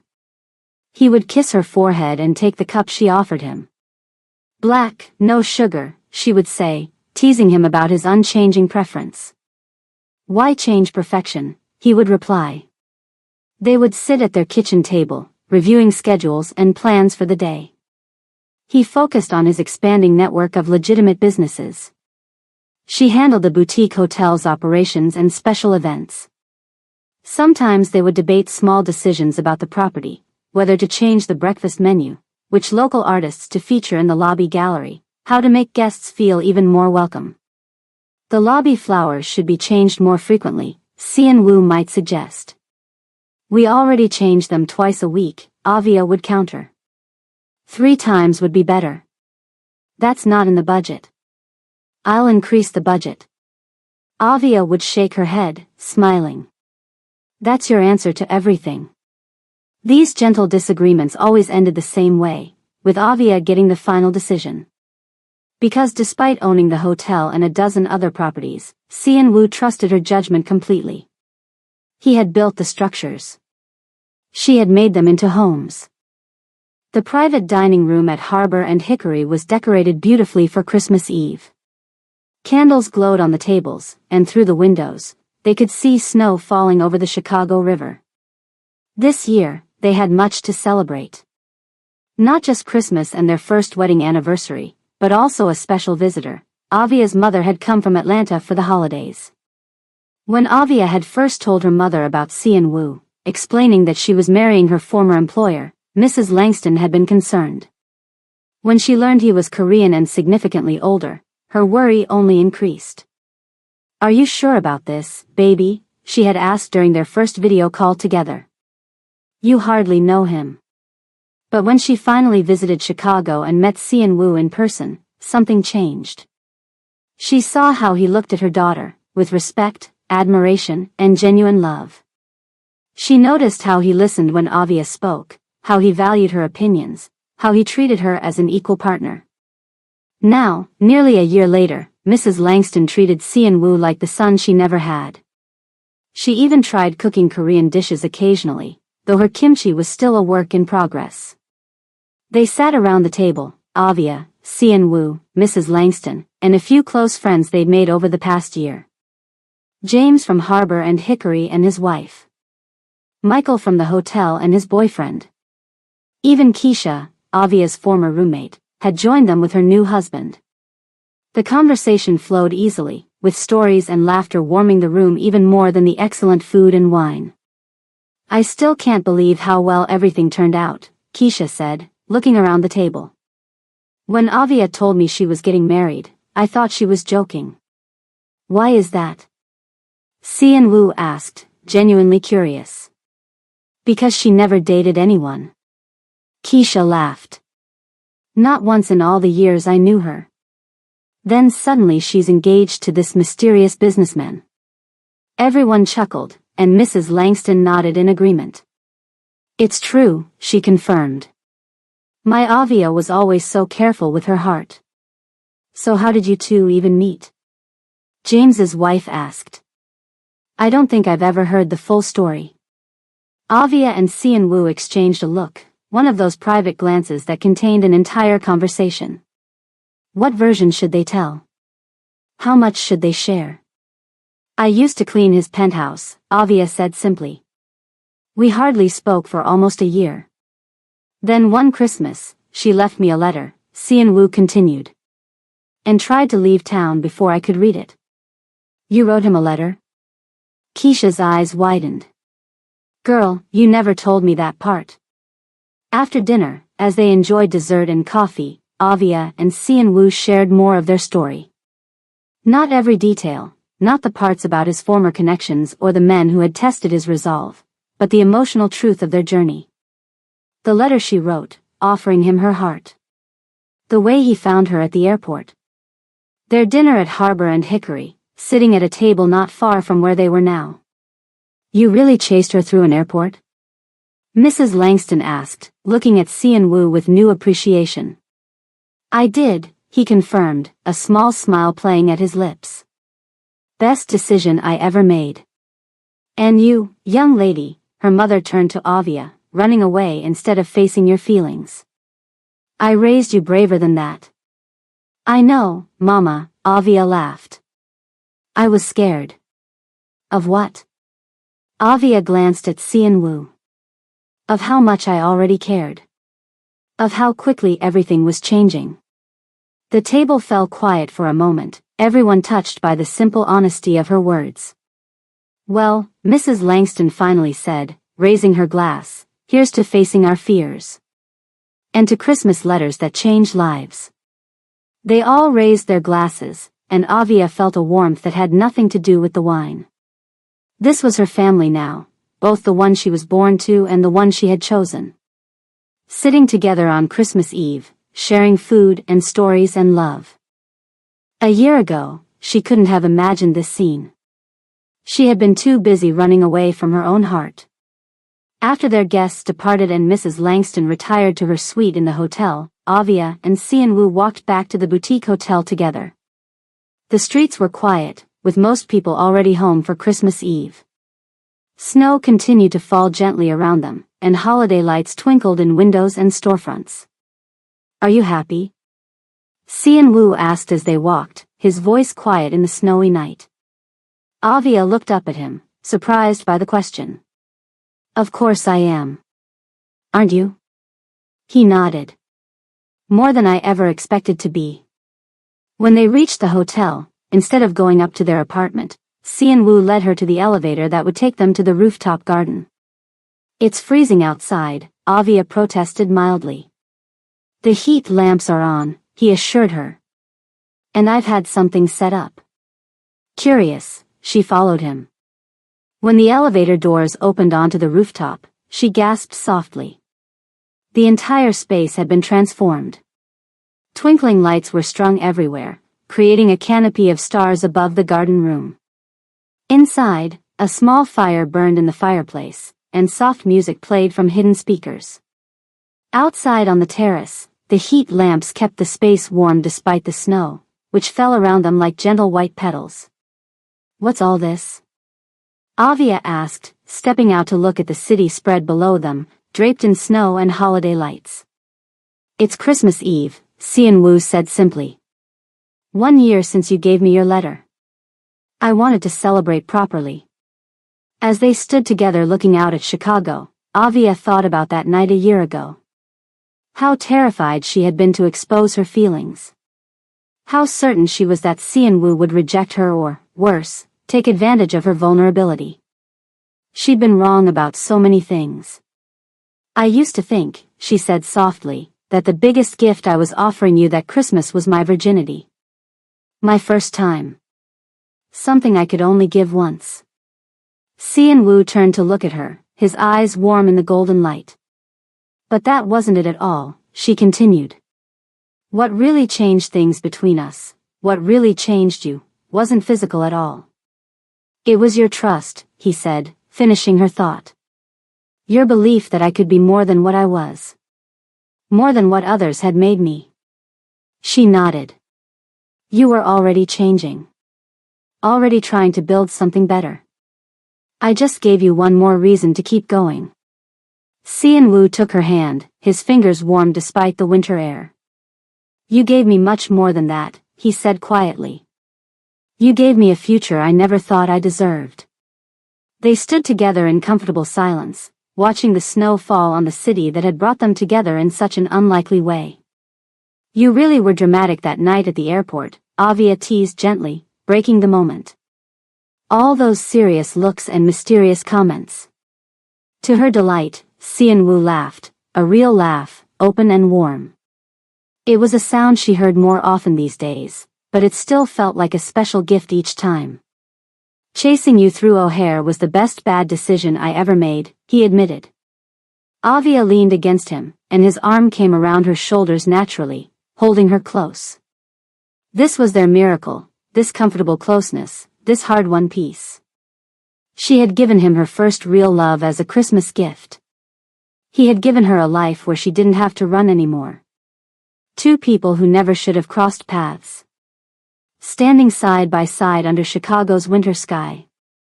And somewhere out there, another woman was probably sitting at an airport gate, thinking about a letter she was too scared to send.